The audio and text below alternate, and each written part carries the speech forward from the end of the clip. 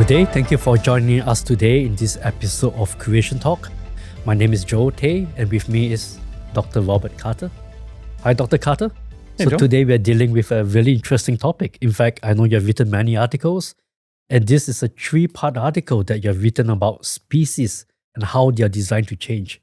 And for a lot of people, speciation sounds like a boring topic, but this is one of the most exciting articles, I think, on our website.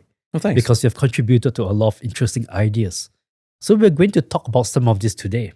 So we're going to deal with a few myths about what people believe. It's kind of funny because the audience has no idea how much time we spent talking about this and how we decided to divide this up because there is too much for one Creation Talk episode. That's right. We're not even sure how many we're going to make, but it's at least 3 parts on this one subject. I hope so. Yeah. There's a lot more that's coming, so stay tuned. So there are a lot of myths associated with speciation and change and what the Bible says and what people claim that the Bible says. That's right. And we came up with 3 myths. Yes. What's the first myth that we're going to talk about? Okay, so the first misconception is this idea that creationists teach that God created all species as we see today. Yeah. But okay, before we deal with that, species and created kind, that's a big word that comes out a lot. We need to define some terms. Yeah. So what's the difference? What's the created kind and what's a species? Well, it's really hard to define the word species Why is that? because we don't have a definition. As a scientist, I can't say this is the definition of the word. And the word is used differently depending on context. I mean, doesn't species refer to a creature that can mate or cross with one another? That would be the biological species concept, which I love to use all the time. So if wolves and dogs can breed together, that's just one species. We shouldn't give them 2 different species names. And it's controversial because that's not the only definition we have. Yeah, geologists use different species definition. Like what? Well, what if do they 2 say? things look different in a rock record, they call them 2 different species. Even though they could interbreed. Well, we can't know because they're dead. Okay. all Like right. trilobites, I mean, there's thousands or at least hundreds of species of trilobites out there, but we don't know actually how many species there really are because we can't do breeding experiments or extinct. So even the word species is kind of Yeah. loose in that sense, or Yeah. like interchangeable. What do you call that? For instance, after Charles Darwin collected finches on the Galapagos Islands, Yes.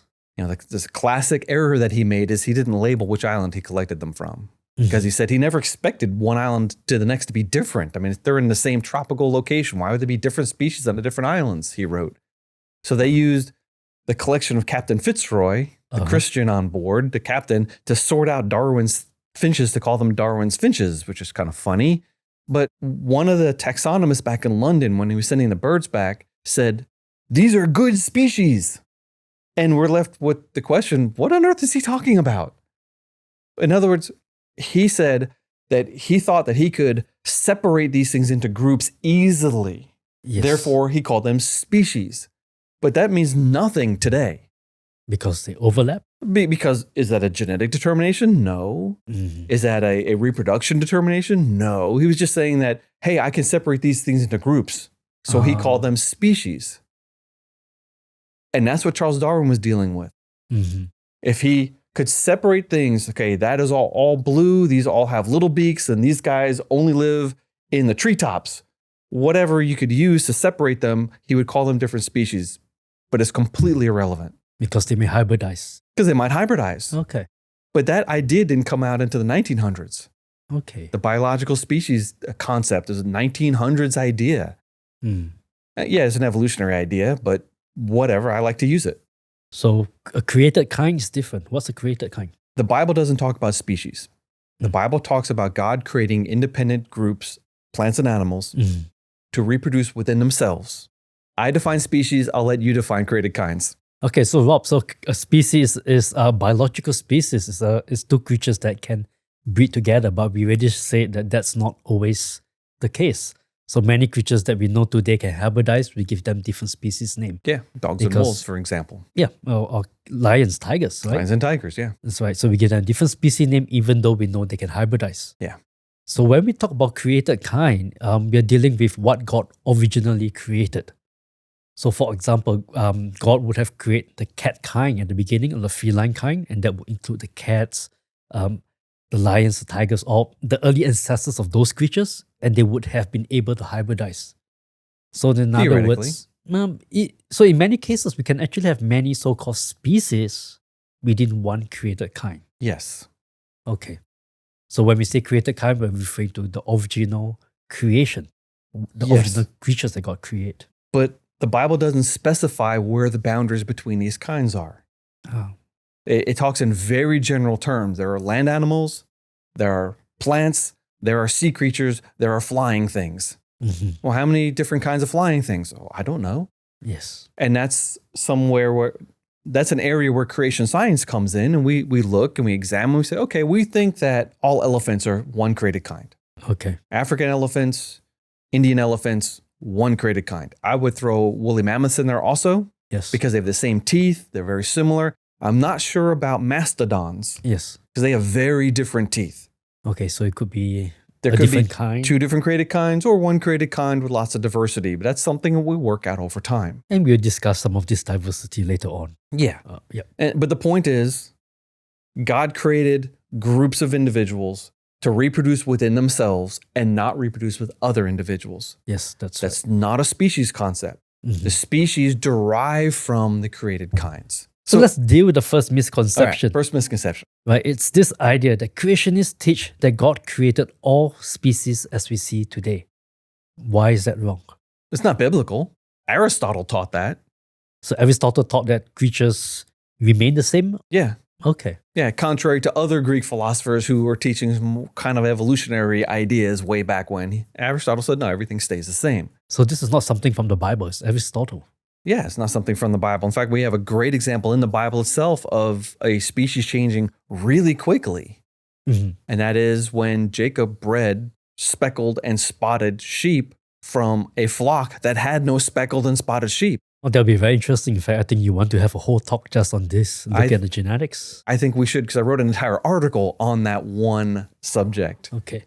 But what about this speckled sheep for those who are not familiar with this story? Okay. Jacob was working for his father-in-law, Laban, and he Yes. wanted out. Yes. And he said, look, don't pay me anything. I'm only going to take the speckled and spotted sheep when they appear. Mhm. And so what Laban does is he collects all the speckled and spotted sheep in the flock and he puts them with the sons and he brings them 3 days away. So Jacob's starting off with an all-white flock. Yes. Oh. And then he breeds from that white flock massive amounts of non-white sheep. A speckled sheep and That yeah. diversity was hiding in the flock. Yes. So we started with something that looked like one thing. Within a couple generations, the coat color had changed. Mm. That doesn't sound like a big deal, it's just coat color. No, that's a big deal for an evolutionist because they're claiming that all these different coat colors like polar bears and brown bears and zebras, that coat color patterns have a huge impact on, so-called evolutionary trajectory. Ah, okay. And we saw it change quickly In a few generations. within a created kind. Okay. Wow. So the Bible clearly tells us that kinds can change. and quickly as well. And quickly, yes. We don't need millions of years. We can do it fast. Mhm. And we actually have a few other instances where the Bible talks about how creatures change very quickly after the worldwide flood. Yes. Yeah, so here's one example. So in Genesis chapter 15, God is talking to Abraham and he talks about a female goat and a ram, a sheep, a turtle dove and a pigeon in that same verse. And we know that sheep and goats, some of them can breed with one another today, which means they're Yeah. the same created kind. That's actually shocking to people when they hear that sheep and goats can interbreed. Yeah, they can. Depends Yes. on which breed you're trying. That's right. But they're absolutely, you can hybridize these two things. So they're the One same created kind. kind. And by this time, when God's speaking to Abraham, sheep and goats can be differentiated from one another. And that's only a couple hundred years after the flood. This is 427 years after the flood, Yeah, when give or take Abraham, a year or two. And yeah. it's about 75 years old. And in that very same verse, it talks about turtle doves and pigeons. And doves and pigeons are absolutely the same created kind. Yes, they hybridize as well. So if you want to be a biblical creationist, you have to believe that creatures speciate very quickly. Yeah. In fact, With a the short period of dodo time. bird, Yes. the extinct dodo bird, was just a giant fat pigeon. I think that's surprising to a lot of people. It really is. Well, especially because they see the pictures from the 1800s Yes. where it was all distorted. That's not really how a dodo looked. Huh, so But it the doesn't- artist kind of drew it kind of funky looking. like clumsy bird. Yeah, it was a giant fat pigeon that couldn't fly anymore. Yes. But it was a pigeon. Hmm. So things change. Yep. We know this. And here's another one. Earlier What? on, you mentioned Jacob. So Jacob talks about spotted animals, spotted and speckled animals, sheep in this case. Yeah. And you point out how it happens quickly. But in the same passage in Genesis 30 to 32, again, it talks about goats and sheep. And of course, this passage is just 512 years after the flood. So that's Jacob. In Jacob's time. Jacob's time. Okay. Yeah.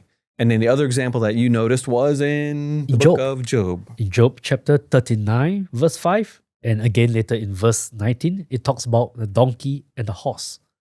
And again, we know that donkeys and horse can hybridize. To produce a mule, but mules are sterile, right? Well, not always. Not always. And that's another kicker. I think it was in Morocco 10 or 15 years ago. There was a female mule, which is called a hinny, Yes. that mated with a donkey and produced a foal. That's really interesting. Yeah. Very interesting. Yeah. So, But the point here is that they have to be the same created kind to be able to hybridize even. because creatures were created to reproduce after their own kind. So this is a biblical worldview we are trying to present here. Yeah. 300 to 400. Let me throw something in here though, because this is going to sound like creationist heresy. Yes. If all things were cursed, Yes. the boundaries between kinds could Yes. also be cursed as well. and you could theoretically get some hybridizations between things that weren't initially the same created kind. Yeah, at least maybe in development, maybe the first few stages of development. Maybe Or you they'll might be able to get a completed individual. It's just that doesn't sound like the creationist idea. That's right. It's possible, but yeah. But according to genetics, we know it's not going to happen. Mhm. Humans and chimpanzees cannot produce viable offspring because the genes on our chromosomes aren't in the same place. Yeah, that's right. Yeah. So if fertilization could even happen, that Develops as it develops. embryo through was time. developing, you get different genes in different cells and you get absolute chaos and the whole system Dies. collapses. That's right. Yeah. So the only way to get hybridization is if you have the same chromosome count and the genes are in the same places on the same chromosomes. Well, that's basically the definition of a created kind right there. Interesting. But horses and donkeys have different chromosomes. Yes, that's right. So how do you explain that in a creation worldview? Well, I would say that if there's the same created kind, which I do believe that there was a chromosomal abnormality in one or the other at some time since Noah's flood. And that's actually quite common. In fact, in this case, yeah. we see 300-400 years after the flood, this had already occurred. Yeah. Okay. So All right. that's the first myth. So we have already established that if you want to be a biblical creationist, you have to believe that animals speciate quickly according to their kind. According to their kind, according to scripture. Second Okay, misconception. myth number 2 is what? Yeah, that's where we're going to here. All species have remained in the same location where they were initially created. I have a hard time with this Why is that? because I've never thought that. And I'm not sure if I know people who think that. Yeah, so this is not taught nowadays. Yeah, but it was definitely something people believed in the 1700s, 1800s, and Darwin was fighting that. Darwin was fighting that. So this is an idea that came from Charles Lyell and other people. during that I time? assume that he got it from earlier Uh-huh. people, that he didn't just make this up, but it was called the centers of creation. Uh-huh. You get this group of animals that God created in the Galapagos, this group of animals that God created in North America, a group of animals that God created in South America. And when you see representations of the same animal in different places, they look a little different. Yes. So the bears of North America are different than the bears of South America, and they're different than the bears of Europe and Asia. Mhm. Because God created bears, but different bears in different places, just as we see them today. Charles Lyell believed in this. Yes. And he wasn't a creationist. No. Now, who's Lyell? Come, we're talking about this guy. Who's this guy? So this was a guy, as a geologist. He's really a lawyer. a lawyer. He's a lawyer who so it's not wrote about geologists. Okay. rocks and Earth's history. Okay. And he influenced Charles Darwin. Yeah, when Darwin got on board the Beagle for his 5-year trip around the world, Captain Fitzroy gave him a present, which is Lyell's first volume. And so, in other words, what we are saying is that this idea that these centers of creation, that creatures are where they first originate where they're found today, is really an idea that is promoted by Charles Lyell and many of these people in the past. Yeah. But why don't we believe that as creationists? Well, if you start with the Bible, what's the big thing in the Bible that tells us this cannot be true? the flood, The flood. Yeah. right? So the worldwide flood would destroy all animals, land creatures, All land animals, yes, yeah, except for those on the ark. on the ark. And so from the ark, they have to spread out and get to where they're going. It's very rapid. Yeah, so the idea that God created everything just as they are today is not biblical. And exactly where they are today is completely contrary to what the Bible actually says. That's right. Yeah. Okay, so the listener, if you happen to have believed that, it's time to let it go. Because Yes. biblically, it's not true. In fact, Genesis 8:17 is very clear. So this is after the flood. Tells Noah, bring out with you every living thing that is with you of all flesh, birds and animals and every creeping thing that creeps on the earth, that they may swarm on the earth and be fruitful and multiply on the earth. No, it's after the flood. It's after the flood. So God says, bring them out of the ark and let them spread out across the earth. That's right. Okay, case closed. So I guess we don't even have to talk about that anymore. So worldwide dispersion after the flood. Okay, what's myth number 3? Okay, so this is the third one. God is a myth that God created only 2 of each kind at the beginning. And this is, I think, the biggest one because That's when a people big one. understand this, everything clicks. I have gotten in arguments with creationists about this. Yes. It's just an assumption that most people make, and it's just not true. I mean, clearly, when God created the earth, He created an ecology across the world. That's right. So there are beetles and earthworms and bacteria everywhere, or else you wouldn't have trees and entire environments would just collapse. That's right. You needed all those things. But talking about land animals, Yes. didn't Adam name all the animals? Yeah, he named the animals, but what about the animals outside of Eden? So imagine Adam's walking around naming a bunch of animals, Yes. and he sees a couple of dogs, a male and a female. Uh-huh. He names one Fido and one Fifi. Yes. No, he said those are dogs. Oh, yeah, that's right. And so later on, if he saw more dogs, he would have said, hey, these are dogs also. That's right. And after he gets kicked out of Eden, he might have run into some other dogs. Hey, those are dogs. Those dogs look a little different than the other dogs, but they're still very dog-like. But doesn't the Bible say that God made Adam and Eve as a pair? Yes. So it's only mankind. Well, we don't know how many platypuses God made, Okay. but we do know that He only made 2 human beings. That's right. And those 2 human beings, people take that and apply that to animals. And that's not true. Well, it's not necessarily true. We can't know. Uh-huh. We do not know how many elephants, how many horses, how many dogs God created. So there could be 1,000,000 dinosaurs at the beginning. There could have been 1,000,000 dinosaurs at the beginning, Okay. and different created kinds. In fact, probably about 100 kinds of dinosaur.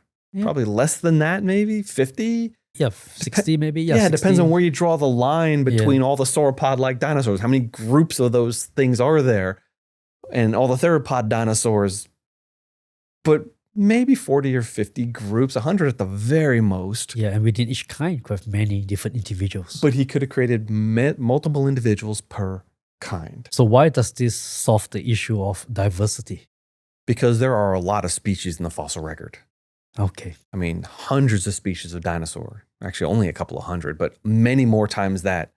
Trilobites, corals, sponges, clams. I mean, there's so many species of clams. I mean, they're almost beyond counting.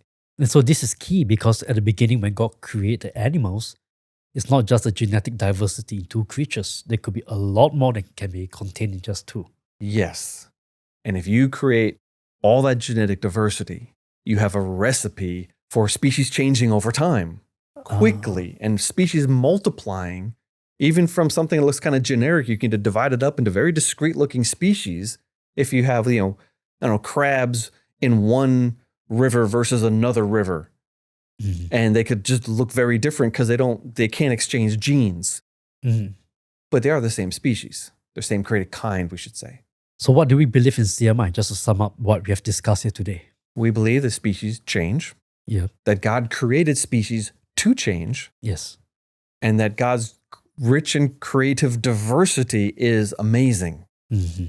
Almost all of the fact, probably all the evidence used by Charles Darwin in The Origin of Species fits with creationist ideas. Yes, that's right. Of course, species change. Duh. And then the question is, how much change is allowed? Mm-hmm. We would put that cap on as long as the change doesn't exceed the design specifications, Yes. that species, that individual can survive. Okay. But you can't get an elephant that's 30 feet tall. It would die. Yes. You can't get a horse that's 1 inch tall. It can't live. Mm-hmm. But within horse kind, there's a lot of range of potential change that's allowed in the creation model. That's very interesting because when we put all these three things together, we have a very different picture from what most people assume.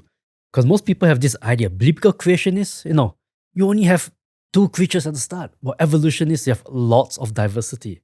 We are saying it's the other way It's around. the other way around. Creationists have lots of diversity, and evolutionists have to start with a little bit of diversity. Because of their belief in universal common ancestry.